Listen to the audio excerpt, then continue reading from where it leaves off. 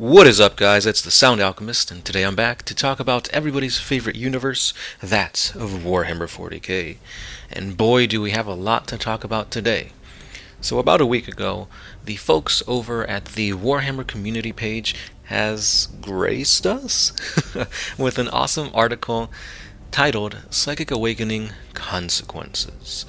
And this is a short story that depicts the events that happened upon a ship that was supposed to be sending some Grey Shield Primaris Marines to reinforce the new chapter of the Brazen Drakes. And there's a lot that goes on just between the travels. So, I'm going to be posting the article to this awesome excerpt down below in the description so you guys can check it out. I definitely recommend you guys read this, maybe read this a couple times, because the events that transpire here could be potentially groundbreaking. They could change the way we look at certain units, certain people, and overall the whole intensity of Warhammer 40k.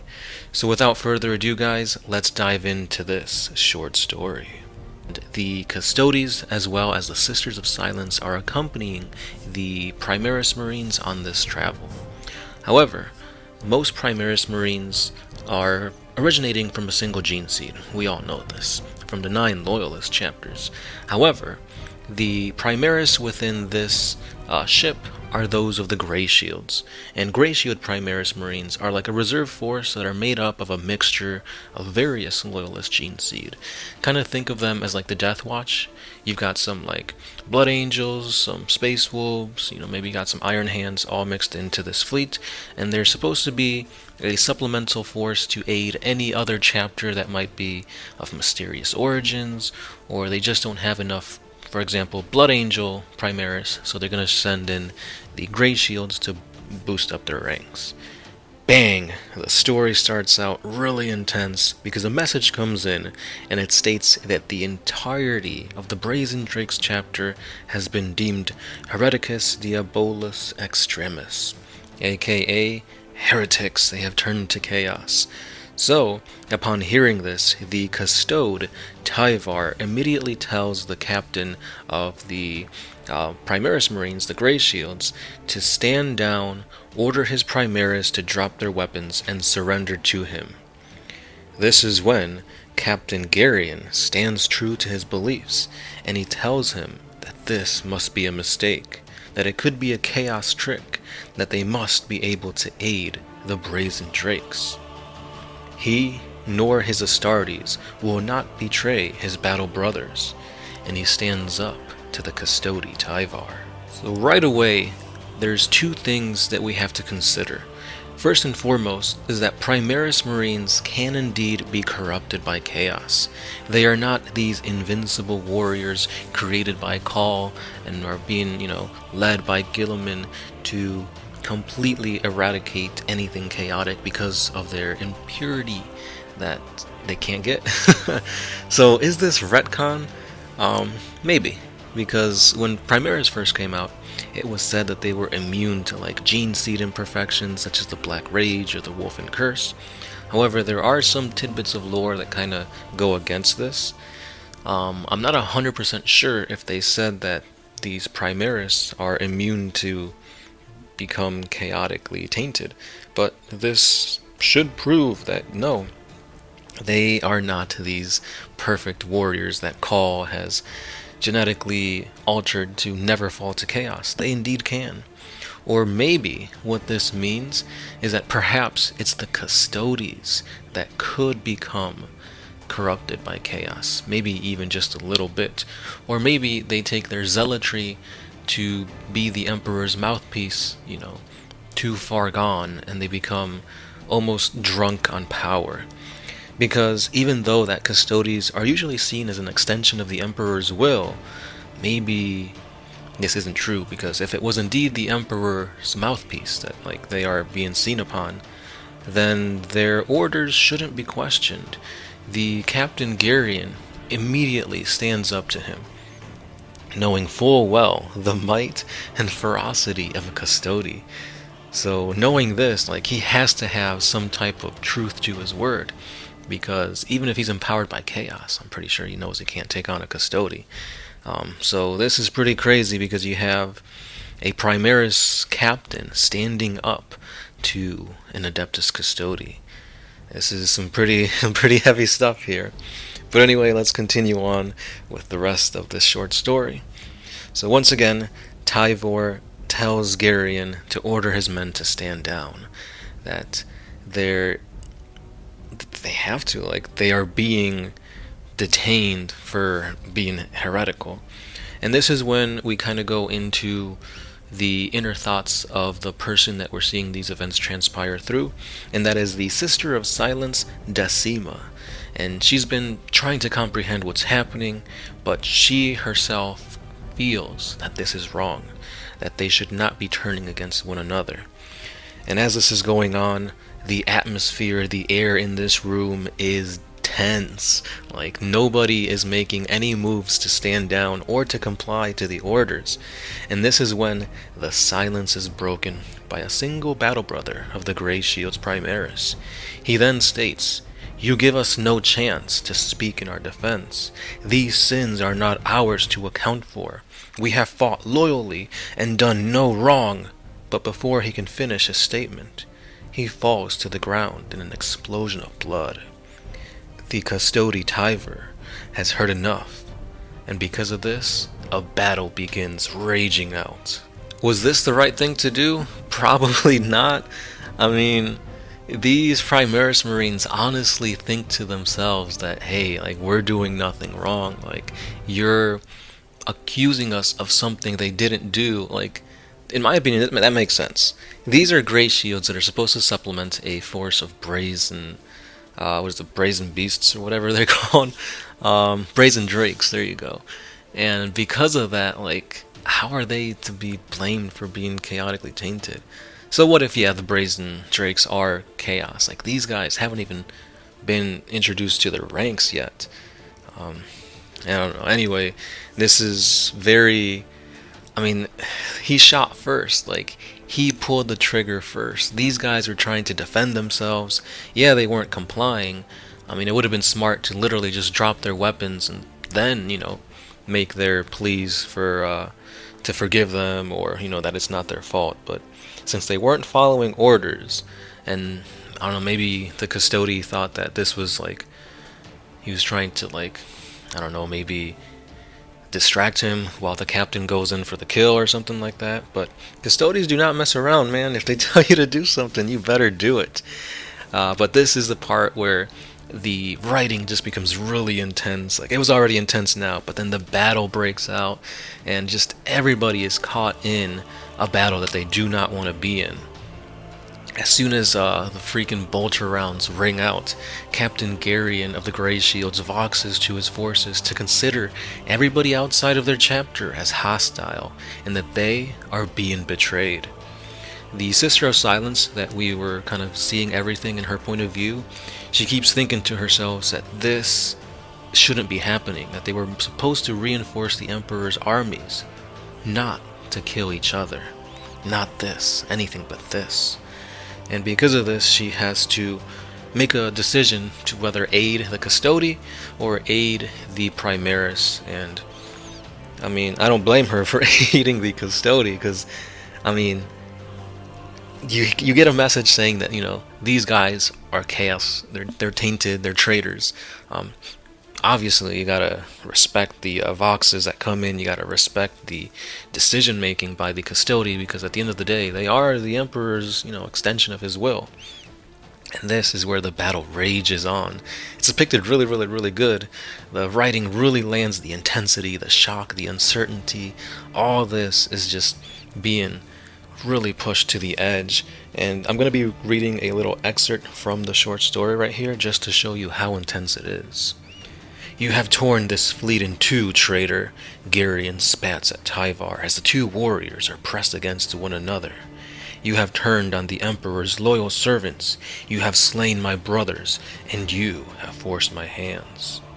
The heretical gene seed within your bodies is its own condemnation," Tyvar replies.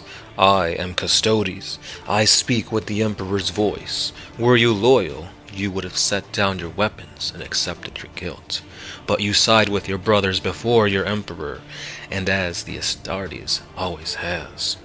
Garion then twists his blade, attempting to force Tyvar's spear aside. The shield captain was too canny and far too skilled, and he allowed his weapon's point to swing outward, feeding the momentum into a vicious upward swing with his weapon's haft. It connected with Garion's midriff hard enough to crack the ceramite and drive the air from the captain's lungs.